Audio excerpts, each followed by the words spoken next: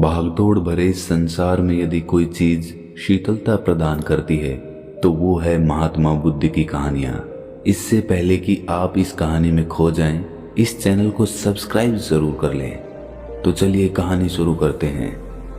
एक समय की बात है, एक बेघर भिखारी था और वो खाना इकट्ठा करके खाया करता था, लेकिन रोज उसका खाना चोरी हो जाता था। एक दिन उसने एक चूहे को पकड़ा जो उसका खाना चुरा कर ले जाता था और उससे कहा कि तुम मेरा खाना क्यों चुराते हो? मैं तो खुद एक भिखारी हूँ। चुराना है तो किसी अमीर का चुराओ, उसे तो कोई फर्क भी नहीं पड़ेगा। चूहे ने कहा कि यही मेरे भाग्य में है कि मैं तुमसे खाना चुरा कर खाऊं, क्योंकि तुम्हारे भाग्य में भी यही है कि तुम अपने पास केवल 8 चीजें ही रख सकते हो, चाहे तुम्हारे पास कितना ही खाना क्यों ना हो। ये सुनकर बेघर भिखारी को सदमा लग गया और उसका दिल भी टूट गया कि भला कौन सी ऐसी किस्मत के साथ जीना चाहेगा। उसने तय किया कि वो अपनी समस्या का समाधान बुद्ध से पूछेगा और वो यात्रा पर निकल जाता है। पूरे दिन यात्रा करने के बाद उसे शाम को एक धनी परिवार का घर मिलता है। वो सोचता है कि क्यों ना आज रात यहीं पर गुजार लूं, सुबह होते ही बुद्ध के पास जाने के लिए निकल जाऊंगा। वो जाकर गेट खटखटाता है। वो उनसे कहता है कि मैं एक यात्री हूँ, क्या यहाँ आज रात रुक सकता हूँ? मालिक उसे भीतर बुला लेता है और दोनों भोजन करने बैठ जाते हैं। भोजन करते समय मालिक ने पूछा, आप कहाँ की यात्रा कर रहे थे? भिखारी ने कहा, मेरे कुछ सवाल हैं जिनके जवाब बुद्ध से लेने जा रहा हूँ। ये सुन उस घर की मालकिन ने कहा कि क्या आप बुद्ध से मेरा भी एक सवाल पूछ लेंगे? भिखारी ने कहा, ठीक है, क्या सवाल है आपका?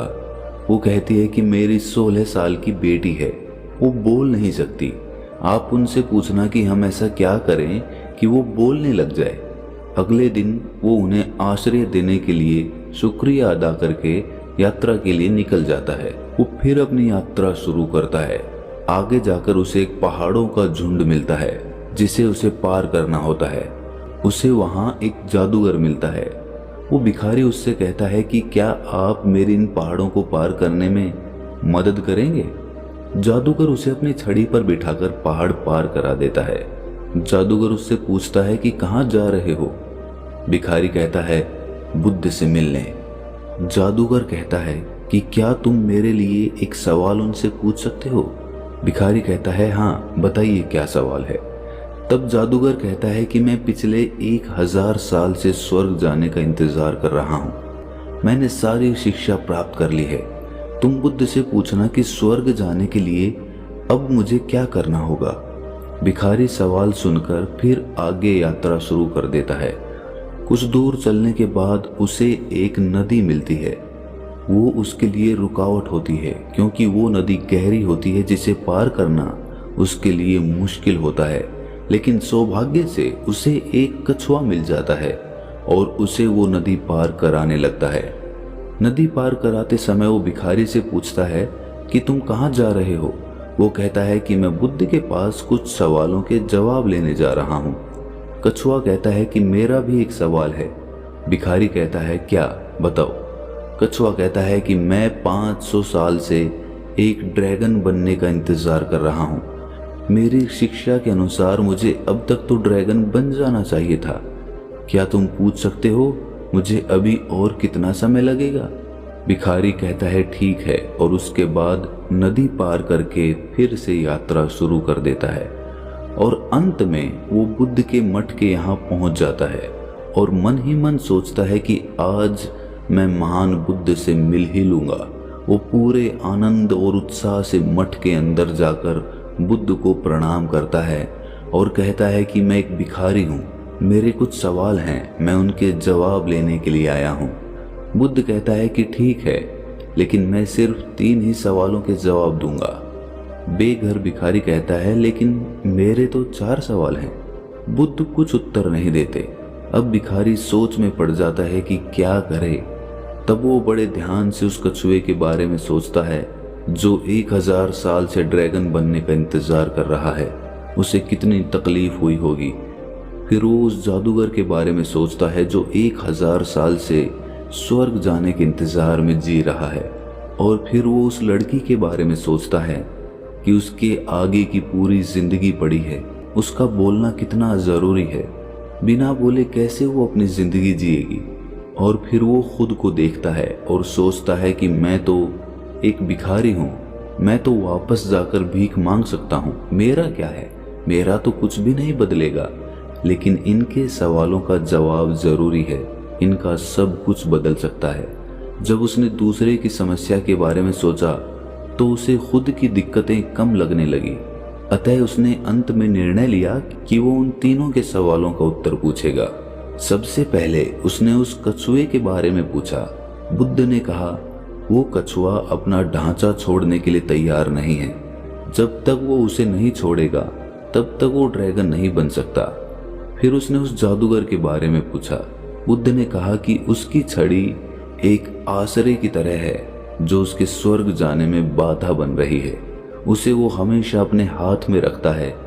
उसे छड़ी को दूर करना होगा तभी वो स्वर्ग जा पाएगा। फिर उस भिखारी ने लड़की के बारे में पूछा। बुद्ध ने कहा वो लड़की जरूर बोलेगी जब वो अपने हमसफर से मिलेगी। अपने तीनों प्रश्नों के उत्तर जानकर उसने महान बुद्ध को प्रणाम किया और खुशी खुशी वहां से विदा हो गया। वापस रास्ते में वो कछुए से मिलता है और कहता है कि अपना ढांचा बदलो, तुम ड्रैगन बन जाओगे। कछुआ अपना ढांचा निकाल देता है। उसमें बेशकीमती हीरे होते हैं जो गहरे समुद्र के होते हैं। वो उसे भिखारी को दे देता है और उसको धन्यवाद करके ड्रैगन बनकर उड़ जाता है। फिर भिखारी उस जादूगर से एक बड़ी पहाड़ी पर मिलता है और कहता है कि आपको ये छड़ी छोड़नी होगी तब आप स्वर्ग जा पाओगे। ये सुनकर वो जादूगर अपनी छड़ी उस बेघर को देकर स्वर्ग की तरफ चला जाता है।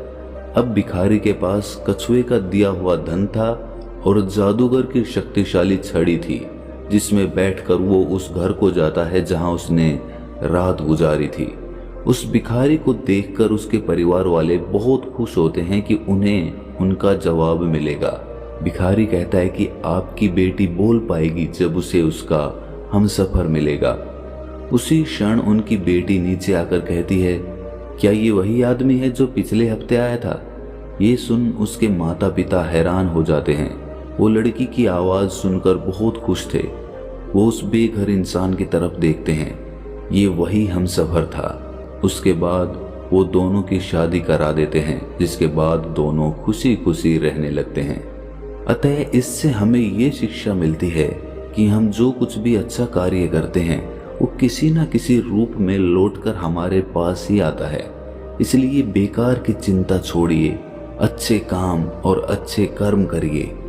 जितने अच्छे कर्म करोगे उतनी ही शांति आपको भीतर से महसूस होने लगेगी।